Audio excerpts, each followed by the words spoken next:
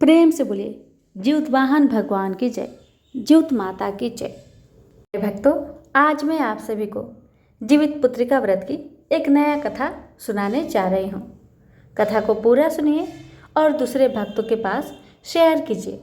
कथा इस प्रकार है। एक समय की बात है, एक गांव में एक महिला अपने एक बेटे के साथ रहती थी। बेटे का नाम था रघु। रघु की एक बहन भी थी जिसका विवाह हो चुका था। रघु का पिता शहर कमाने गए हुए थे। कई साल बीत गए थे पर उसका कोई भी खबर नहीं था। रघु की माँ मिट्टी काटकर अपना और अपने बच्चे का पालन पोषण करती थी। मिट्टी काटने के बाद भी उनकी आमदनी इतनी कम होती थी कि एक वक्त की रोटी भी पेट भर के नहीं खा सकते थे। रघु की बहन उसकी स्थिति जानती थी, इसलिए वह हर महीने धान या चावल कुछ न कुछ घर भेजा करती थी। पर एक दिन उसके सास ने उससे कह दिया कि अब से तुम ये सब नहीं भेज सकती, ये मेरा घर है। दिन भर मेरा बेटा मेहनत मजदूरी करके कमाता रहता है और तुम अपनी मायके में दान करती रहती है। अपना कमाना तब भेजना, मेरा बेटा का कमाई तुम नहीं बर्बाद कर सकती, समझी कि नहीं? सासू माँ ने चिल्लाते हुए कहा। फिर सास कहती है, देखो बहू, अपनी कान को खोलो, दोनों कान को खोलो और मैं जो बोल रही हूँ ना, दिमाग में अच्छे से बैठा लो। अगर आज के बाद तुम मुझे कभी अन्न भंडार में दिख गई तो मैं तुम्हें घर से बाहर निकाल दूंगी, समझी? ये सुनकर बहू बहुत दुखी हो गई और उधर रघु की माँ के साथ मिट्टी काटने में मदद करने लगी। एक दिन रघु की माँ ने मालिक से कह दिया, मैं यहाँ ना जाने कब से काम कर रही हूँ। तुम हमेशा बोलते हो हमारे पैसे को बढ़ाओगे, पर तुमने आज तक कभी पैसा नहीं बढ़ाया। और तुम महिला को कम पैसे देते हो और पुरुषों को ज़्यादा पैसे देते हो। हम लोग पुरुषों से कम काम करते हैं। और तो मालिक बोला, ज़्यादा बोलोगी तो तुम्हें काम से निकाल दूंगा। जो मिल रहा है उसी से अपना काम चलाओ, नहीं तो कहीं दूसरी जगह काम ढूंढ लो। रघु की माँ उदास मन से घर लौट आई। उधर रघु की बहन को सास खाना बनाने के लिए चावल आटा स्वयं अन्न भंडार से निकाल कर देती थी कि बहू अपने माँ का भाई का मदद ना कर सके, ताकि उनके पास चुपके से कुछ अन्न ना भेज सके। बेचारी बहू भी बहुत परेशान थी सास के अत्याचार से। उसका मन तो ससुराल में लगता ही नहीं था कि जानती थी उसकी माँ बहुत कष्ट में है। देखिए बेटी अपने माँ के लिए क्या करती है। जब सास अपने बहू को अन्न के भंडार से कुछ अनाज देती है भोजन बनाने के लिए, तो बहू क्या करती है, अपने हिस्से का चावल, अपने हिस्से का आटा थोड़ा सा निकाल कर रख देती है ताकि अपने माँ को दे सके। बेचारी खुद भूखे रहती है, लेकिन अपने माँ के लिए और अपने भाई के लिए चावल आटा अपने हिस्से में से बचाकर रखने लगी। बहुत दिन हो गया था, रघु की बहन ने कोई संदेश नहीं भेजा था अपने मायके में। रघु ने अपनी माँ से अपनी बहन के बारे में बोला, माँ, हर महीने दीदी चिट्ठी के साथ साथ कुछ कुछ भेजती थी, पर कई महीने हो गए पर दीदी का कोई संदेश भी नहीं आया और न कोई अन्न। अगर आप बोले तो मैं दीदी के घर जाकर देखूं, हाँ सब कुछ ठीक है या नहीं? माँ बोली, तुम अभी छोटे हो बेटा, कैसे जाओगे? रास्ते में चोर डाकू भी घूमते हैं। तो बेटा कहने लगा, ना माँ, मुझे जाने दीजिए, मेरी दीदी कैसी है मुझे जानना है। रघु बहुत जिद करने लगा अपनी दीदी से मिलने के लिए, तो माँ को हार कर उसका बात मानना ही पड़ा। माँ कहती है, बेटा इस महीने की तनख्वाह मुझे मिल जाए फिर तुम अपनी दीदी के पास चले जाना, ठीक है? के लिए कुछ दिन रुक जाओ, जब मुझे इस महीने के पैसे मिल जाएंगे तब चले जाना। इतने दिनों के बाद बहन के घर जाओगे तो खाली हाथ थोड़े ना जाने दूंगी। जब उसे पैसे मिले तब वह एक लाल साड़ी अपनी बेटी के लिए खरीद लाई। साड़ी खरीदने में ही आधे से ज़्यादा पैसे खत्म हो गए। बचे कुचे पैसे लेकर उसने अनाज खरीदा अगले दिन सूरज निकलने से पहले ही वह साड़ी और कुछ पकवान लेकर चल पड़ा अपने बहन के घर। माँ ने कहा, रास्ते में खाने के लिए लाल कपड़े में खाना बांधा है, जब भूख लगे तो उसे खा लेना। क्योंकि बहन का घर बहुत दूर था और शाम होते ही रास्ते में चोर डाकू का आतंक बढ़ जाता था। जिस दिन रघु अपने बहन के घर निकला था, उस दिन जीवित पुत्रिका व्रत की नहाए खाए का दिन था और रघु की माँ जीवित पुत्रिका का व्रत करती थी और उसी दिन उसने नहाए खाए का नियम ले रखा था। और माँ को अपने बेटे का बहुत चिंता हो रहा था और माँ जीवित वाहन भगवान से प्रार्थना करने लगी कि हे भगवान, मेरे बच्चे की रक्षा करना, उसे सही सलामत अपने बहन के घर पहुंचा देना। हे जीवित भगवान, मेरे बच्चे की रक्षा करना, बच्चे को उसके बहन के घर सुरक्षित पहुंचा देना। बार बार एक ही बात कह रही थी। रघु जब रास्ते में जा रहा था तब उसे रास्ते में एक बैल दिखाई दिया जो जमीन पर लेटा हुआ था। उसके पाँव में कील चुभा हुआ था। तो उस बच्चे ने बैल के पाँव से कील निकाल दिया और आगे बढ़ चला। रास्ते में चलते चलते शाम हो चुकी थी। एक चोर रघु को धक्का देकर लाल साड़ी के बंडल को लेकर भागना चाहा, पर उसके आगे वह बैल खड़ा था। उसने चोर को मार भगाया और रघु को साड़ी वापस मिल गया। रघु कुछ देर चलने के बाद बहन के घर पहुंच गया। दीदी ने उसे देखकर उसका स्वागत किया। रघु ने साड़ी और पकवान दीदी को दे दिए। रात में रहने के बाद रघु अपने घर निकलने के लिए तैयार हुआ। दीदी ने जो चावल आटा बचाया था वह एक कपड़े में बांधकर अपने सासू माँ से छुपाकर, यानी अपने सास को बिना बताए बिना दिखाए रघु को दे दिया और रास्ते में खाने के लिए भी कुछ खाना भी दे दी। रास्ते में रघु ने एक बूढ़े आदमी को देखा जो भूख से तड़प रहा था। रघु ने उसे खाना दे दिया जो उसकी दीदी ने उसे रास्ते में खाने के लिए दिया था। उस बूढ़े ने सारा खाना खा लिया और बोला, मुझे और चाहिए खाना, क्या तुम्हारे पास है? रघु ने कहा, मेरे पास खाना तो नहीं है, पर ये अनाज है जो कच्चा है। बूढ़े ने कहा, हाँ दे दो। बूढ़े ने जैसे ही कपड़ा खोला तो उसमें रोटियां थी और कच्चा चावल के बदले में पका हुआ चावल था। बूढ़ा कोई और नहीं, वो तो जीवित भगवान थे। भगवान की लीला न्यारी है। भगवान की लीला को तो कोई भी नहीं जान सकता। ये क्या हुआ? बूढ़ा बाबा ने सारे भोजन को खा लिया, बस छोड़ दिए एक रोटी और कहने लगे, बेटा मेरा पेट पूरा भर गया है, मैं ये रोटी अब नहीं खा सकता, तुम खा लो वो रोटी। तो लड़का कहता है, रघु कहता है, नहीं बाबा, मेरा पेट भरा हुआ है, मैं इस रोटी को नहीं खाऊंगा, मैं घर ले जाता हूँ। बाबा ने कहा, इस रोटी को उस पोटली के अंदर डाल लो और अच्छे से बांध लो और फिर अपने घर में ले जाना। लड़का ने कहा, ठीक है बाबा, जैसा आपने कहा मैं वैसा ही करूँगा। इतना कहकर रघु अपने घर को जाने लगा। जब रघु अपने घर पहुँचा तो उसके साथ रास्ते में क्या क्या हुआ था उसने माँ को सारी कहानी कह सुनाई। माँ ने कहा, बेटा हमेशा सबकी मदद करते रहना चाहिए, तुम सो जाओ, मुझे काम है, कल जीवित पुत्री का व्रत है ना, मैं निर्जला व्रत रहूंगी, तुम सो जाओ। तो रघु सो गया और माँ भी अपने काम काज करके रात को सो गई। जल्दी सोई क्योंकि रात को 3 बजे जीवित भगवान को चिलो सियारन को भोजन जो देना था। आधी रात हो गई तो अचानक रघु को आंगन में गाय चरने की आवाज़ सुनाई दी। ऐसा लग रहा था कोई गाय आंगन में आकर घास चर रही हो। आंगन में तो घास थी ही नहीं, लेकिन घास चरने की आवाज़ आ रही थी। रघु ने सोचा, माँ को तो व्रत रहना है, इसलिए माँ को नहीं जगाता हूँ। और रघु डर के मारे आधी रात को बाहर नहीं निकला। बेचारा वो भी सो गया। जैसे ही सुबह हुआ तो पहले रघु सुबह सुबह उठता है। उठकर पूरे आंगन में देखता है कि आंगन में ढेर सारे गोबर पड़ा हुआ है। रघु को रात का बात याद आया। वो सच में कोई गाय ही थी, लेकिन घास कैसे चढ़ेगी? यहाँ पर तो घास है ही नहीं। बेचारा अपनी माँ से कुछ नहीं कहा, सारा गोबर को उठाकर टोकरी में रख लिया और टोकरी को लेकर सुबह ही घर के बाहर चला गया।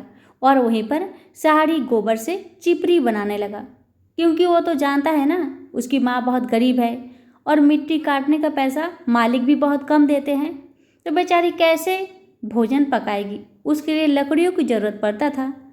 तो अभी गाय का गोबर मिल गया तो रघु ने गाय के गोबर की चिपड़ी बना लिया और बनाकर उसे सूखने के लिए रख दिया, और जानता है जी माँ तो आज व्रत है मेरी, माँ और किसी के लिए नहीं, मेरे लिए जीवित पुत्रिका का व्रत रखी हुई है, तो माँ का मदद मैं क्यों ना करूँ। उसने घर की कामकाज बड़े ही अच्छे से कर लिया और अपने लिए थोड़ा सा चावल और आलू को उबालकर चोखा बना लिया, और अपनी माँ से कहता है, माँ आज आप व्रत है, आज आप कोई काम नहीं करेंगी, आज सारा काम मैं ही करूँगा। और देखिए माँ, मैंने चावल और चोखा भी बना लिया है मेरे लिए, अब आपको भोजन भी बनाना नहीं पड़ेगा, यही भोजन को मैं अभी और रात को खा लूँगा। आप अपना व्रत को अच्छे से कीजिए। आप जब नदी में जाएंगी तो मैं भी आपके साथ जाऊँगा। आप नदी में जाएंगी ना आज नहाने, मुझे भी लेके चलिएगा माँ, मैं भी जाऊँगा आपके साथ। तो माँ कहती है ठीक है बेटा चलेंगे। दोपहर का 2 बजा तो सब महिलाएं नदी में स्नान करने जा रही थी। तो माता ने कहा, बेटा अभी हमको भी निकलना पड़ेगा, सब महिलाएं जा रही है उनके साथ स्नान करने के लिए, तुम चलोगे, तुम तैयार हो जाओ जल्दी से। तो रघु को तभी ध्यान आया कि उसने गाय के गोबर की चिपड़ी घर के बाहर डाली हुई है। उसने कहा, माँ ठीक है, मैं भी अभी तैयार हो जाता हूँ। रघु जल्दी से बाहर गया और साड़ी चिपड़ी को देखा, साड़ी चिपड़ी सूख गई थी।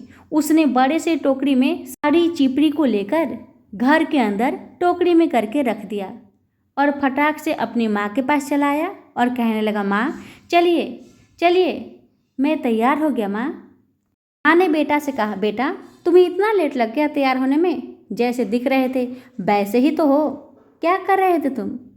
तो बेटा ने कहा, कुछ नहीं माँ, चलिए आप अच्छे से पूजा पाठ कर लीजिए, फिर मैं आपको बताता हूँ मैं क्या कर रहा था। तो माँ गई नदी में सब महिलाओं के साथ, सभी ने मिलकर नदी में स्नान किया, जीवित भगवान की पूजन किया और अपने अपनी जीवतिया को गले में धारण किया और वहीं पे बैठकर कथा का श्रवण करती है। जब पूजन पाठ हो जाता है सभी माताएं अपने अपने घर को आती है, माता भी अपने घर को आती है। नदी बहुत दूर था, इसी कारण रघु बहुत थक जाता है और माँ को कुछ बताए बिना ही वह थोड़ा सा भात और चोखा खाकर सो जाता है। माँ जब तक जगी रही तब तक जीवित भगवान की कथा का श्रवण करती रही। इसी तरह कब माँ को नींद लग गई, माँ को पता भी नहीं चला। जब सुबह हुआ तो रघु उठा, जानता है मेरी माँ है ना, तो मुझे जल्दी से उठ के माँ के लिए भोजन बना देना चाहिए। बेचारा रघु सुबह ही 5 बजे उठ गया, बर्तन में पानी रखकर उसमें चावल डाल दिया और माँ के लिए मार भात बनाने लगा। उधर मार भात बन रहा था, उधर रघु अपने माँ के पास गया और कहने लगा, माँ ओ माँ उठिए उठिए, माँ उठिए, जाइए स्नान करके पूजन पाठ कर लीजिए। माँ सुबह उठी, स्वच्छ होकर स्नान करके पूजा पाठ करने लगी। पूजन पाठ हो जाता है तो माता सोचती है कुछ बना लेती हूँ खाने के लिए। जब माता रसोई घर में घुसती है तो देखती है वहाँ पर एक टोकरी में ढेर सारा कुछ चमक रहा है। ने जोर से रघु को पुकारा, रघु दौड़ कर आया और कहने लगा, माँ मैं आपसे कुछ छुपाया, मैं आपको सारा बात बताता हूँ। हम कल रात को सोए थे, उस समय ऐसा लग रहा था कि कोई गाय रात को 3 बजे आकर हमारी आंगन में घास चर रही है। मुझे आवाज़ आया लेकिन मैंने आपको नहीं जगाया, क्योंकि मुझे पता था आप आज निर्जला व्रत रहेंगी, तो आपको जगाने से क्या फ़ायदा, और मुझ में साहस नहीं था कि मैं रात को आंगन में अकेले जाकर देखूं आखिर हो क्या रहा है। लेकिन मैं सुबह 5 बजे उठा तो देखा आंगन में ढेर सारा गोबर था। मुझे लगा रात को तो गाय आई थी, उसी ने गोबर किया होगा। तो सारा गोबर को उठाकर एक टोकरी में लेकर मैं घर के बाहर जाकर गोईठी यानी चिपड़ी बना लिया, ताकि आपको खाना बनाने के लिए लकड़ी खरीदना ना पड़े, दूर जंगल में जाना ना पड़े लकड़ी चुनने के लिए। अब जब मैं बना लिया चिपड़ी तो दोपहर तक चिपड़ी सूख गई थी। जब आप नदी में नहाने जा रही थी तो मैंने उस चिपड़ी को क्या किया, एक टोकरी में उठाकर रसोई घर के पास रख दिया और मैं भी आपके साथ चला गया। और वहाँ पे जाने आने से मेरा शरीर थक गया था, तो मैं भी खाना खा के सो गया। और सुबह में जल्दी उठ के लिए भोजन बना कर रखा हूँ, गरम गरम भात बना कर रखा हूँ। क्या मैं कोई गलती किया माँ, बताइए? आप इतना जोर से रघु क्यों चिल्लाई?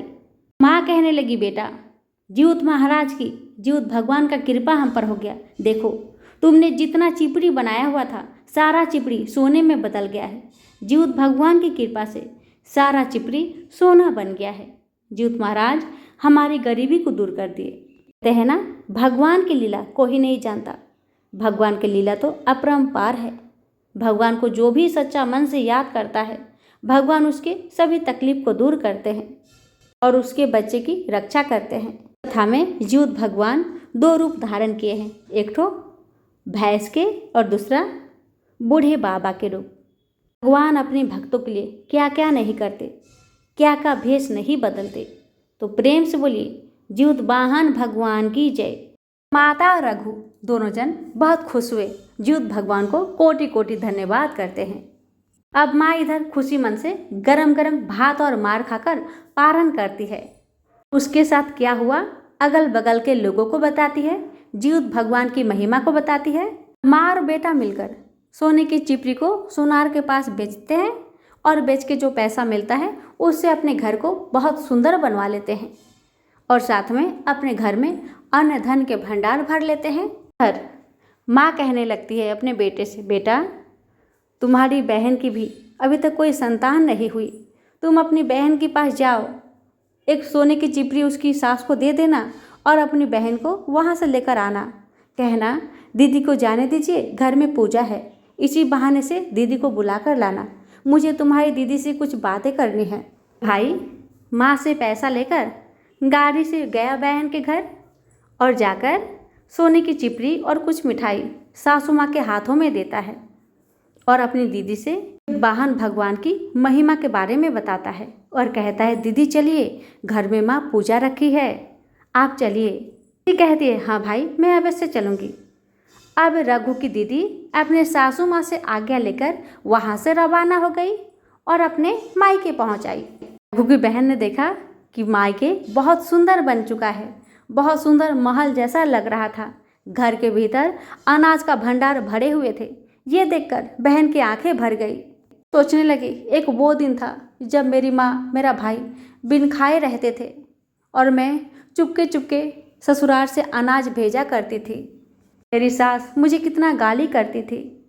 माँ तो माँ होती है और सास तो सास होती है। बात नहीं, जो हुआ अच्छे के लिए हुआ। माँ कहती है, क्या हुआ बेटी, क्यों रो रही हो? मत रो। बेटी ने कहा, माँ मैं पिछले दिनों की बातें सोचकर रो रही हूँ कि बिन भोजन के आप कैसे रहती है। भगवान का कृपा है जो आपके पास आज अन्न धन का भंडार भरा हुआ है। भगवान की कृपा से सदा आपके घर में अन्न धन भरा रहे, यही मेरी भगवान से प्रार्थना है। कहती है, बेटी सिर्फ मेरे लिए प्रार्थना करेगी, अपने लिए नहीं करेगी। तेरा शादी के 5 वर्ष हो गए, अभी तक कोई संतान नहीं हुआ, उसके बारे में क्या सोचा है तुमने? बेटी कहने लगी, माँ मैं क्या करूँ, मैंने बहुत कोशिश किया, पूजा पाठ भी करती हूँ, लेकिन कुछ लाभ नहीं हुआ माँ। शायद मेरे भाग्य में कोई संतान लिखा ही नहीं है माँ। तो माँ ने कहा, बेटी ऐसा मत कहो, मेरा बात मानो, तुम भी अगले साल से जीउत पुत्रिका का व्रत करना शुरू कर दो। मुझे पूरा भरोसा है जीउत भगवान तुम पर कृपा अवश्य करेंगे। माँ ने अपनी लड़की को जितिया व्रत की पूरा विधि विधान बताई। कहने लगी, बेटी जब भी तुम्हें जितिया का व्रत उठाना हो तो मायके में आ जाना, हम दोनों मिलकर व्रत करेंगे। उधर बहन की सास ने जो उसका भाई रघु सोने की गोईठी और कुछ मिठाई दिया था, तो सास ने उसे छुआ भी नहीं। उसने सोचा होगा इसके मायके वाले भिखारी है, क्या देगा मुझे, इसलिए उसने छुआ भी नहीं था। जब उसने खोल कर देखा, यह एक टोकरी में पूरा मिठाई भरा हुआ है। बगल में एक डिब्बा था जिसमें सोना ही सोना था। ये देखकर सासू माँ की आंखें फटी की फटी रह गई। उसने सोचा, अचानक रघु ने इतना सारे सोने और इतना सारा मिठाई कहाँ से ला कर दिया? क्या कहीं से चोरी किया है या फिर डाका डाला है? इसे जाकर देखना चाहिए। अब सास भी पकड़कर चली आई अपने बहू के मायके और बेटे से कह कर आई, बेटा बहू को लेने जा रही हूँ। तो बेटा ने मन में सोचा, ये तो मेरी पत्नी को दो आँख से देख ही नहीं सकती, तो कैसे जा रही है? क्या बात है, ज़रूर दाल में कुछ काला है। बेटा भी पीछे पीछे चला आया। माँ अपने बहू के मायके पहुंची तो उसके बाद ही बेटा भी पहुंच गया। और बेटा को तो रघु का घर पहचान में ही नहीं आ रहा था। आसपास में पूछने से पता चलता है वह महल जो दिख रहा है वही महल रघु की माता की है। ज्योत भगवान की कृपा से उन्हें प्राप्त हुआ है। अब सासू माँ जल्दी जल्दी अपने बहू के पास जाती है और अपनी समधिनी से मिलती है, रघु से मिलती है और अपना व्यवहार बहुत अच्छे से करती है। उसमें कोई भी घमंड नहीं था, उसका घमंड चूर हो गया था। साथ ही रघु का जीजा जी भी घर के अंदर प्रवेश करते हैं। ये देखकर रघु की दीदी बहुत खुश होती है। रघु की माँ अपने समधिनी से और दामाद से कहती है, देखिए दामाद जी, देखिए समधिनी जी, ये जो मेरा महल है सब ज्योत वाहन भगवान की कृपा से प्राप्त हुआ है। मैं हर साल जीवित पुत्रिका का व्रत करती हूँ अपने बेटे के लिए। मैं मिट्टी काटने का काम करती थी। मालिक मुझे बहुत कम पैसा देते थे। इससे महीनों का खर्चा करना बहुत मुश्किल से होता था। इसलिए मेरी बेटी कभी कभी चुपके से आपके यहाँ से कुछ दाल चावल आटा चुपके चुपके भेजा करती थी, इससे हम भूखे नहीं रहते थे। लेकिन अचानक 4-5 महीनों से मेरी बेटी ने कुछ भी भेजना बंद कर दिया। कभी हम भोजन करते, कभी हम नहीं करते। बहुत दुख से ज़िंदगी बीत रही थी। जब जितिया का व्रत आया तो मैंने बड़े ही श्रद्धा और भक्ति से ज्योत भगवान का पूजन किया और मैंने भगवान से धन दौलत कुछ भी नहीं मांगा, लेकिन भगवान बिना मांगे ही मुझे सब कुछ दे दिए। व्रत के करने से पुत्र की आयु लंबी होती है। जिनके पुत्र नहीं उसे पुत्र की प्राप्ति होती है। इसलिए मैं चाहती हूँ दामाद जी, मेरी बेटी भी जीवित पुत्रिका का व्रत करे। अगर आप आज्ञा दे, समधिनी जी आज्ञा दे, तो अगले साल से हम माँ बेटी जीवित पुत्रिका का व्रत एक साथ करेंगे। तो समधन जी कहने लगी, क्यों नहीं समधिनी जी, क्यों नहीं, जरूर। तो माँ ने आज्ञा दे दी कि अगले साल से मेरी बहू भी जीवित पुत्रिका का व्रत अवश्य करेगी। इतना कहकर समधन जी ने अपने दामाद को, समधिनी जी को बड़े अच्छे से भोजन खिलाया, अति आदर सम्मान किया और ढेर सारा मिठाई देकर उन्हें विदा किया। इसी तरह समय खुशी से बीतने लगा। जब अगले साल जितिया का व्रत आया तो सासू माँ ने अपने बेटे से कहा, बेटा जाओ बहू को ले जाओ, अब उसके मायके छोड़ाओ। जितिया का व्रत आने वाला है, वहाँ पर रहकर अपनी माँ के साथ जितिया का व्रत करेगी और जितने भी पूजन सामग्री चाहिए तुम खरीद कर दे देना, ठीक है। बेटा ने कहा, ठीक है माँ, जैसी आपकी आज्ञा। तो बेटा लेकर गया अपने ससुराल में, अपनी बीवी को वहाँ पर रख के अपने घर को चला गया। माँ और बेटी मिलकर ज्योत भगवान का व्रत रखती हैं। दीदी भी बड़े ही श्रद्धा से ज्योत भगवान की व्रत रखती है और दिन भर भगवान से प्रार्थना करती रहती है, हे भगवान मेरी सोनी गोद को भर दीजिए और मुझे कुछ नहीं चाहिए। ऐसे करके भगवान से प्रार्थना करती रही और श्रद्धापूर्वक ज्योत भगवान का व्रत करती है, पूजन करती है, कथा का श्रवण करती है। नियम अनुसार माँ बेटी दोनों ज्योतिया व्रत की पारण को गरम गरम भोजन से पारण करती है। ठीक इसी तरह से हर साल रघु की दीदी अब जितिया का व्रत करने लगी। तो वाहन भगवान की कृपा से, जितिया मैया की कृपा से रघु की दीदी ठीक 4 साल बाद गर्भवती हो जाती है और सुंदर एक पुत्र को जन्म देती है। देखकर सास बेटा बहुत खुश हुए, ज्योत भगवान को कोटि कोटि धन्यवाद करते रहे। पूरे गांव मोहल्ले में प्रचार कर दिया कि हर माता जितिया का व्रत करे अपने बच्चे की सलामती के लिए, पुत्र प्राप्ति के लिए। हर माताओं को जितिया का व्रत करना चाहिए। प्रेम से बोलिए, जितिया मैया की जय, ज्योत वाहन भगवान जी की जय। कथा आपको कैसी लगी कमेंट करके ज़रूर बताइएगा और इस वीडियो को ज़्यादा से ज़्यादा शेयर कीजिएगा। धन्यवाद।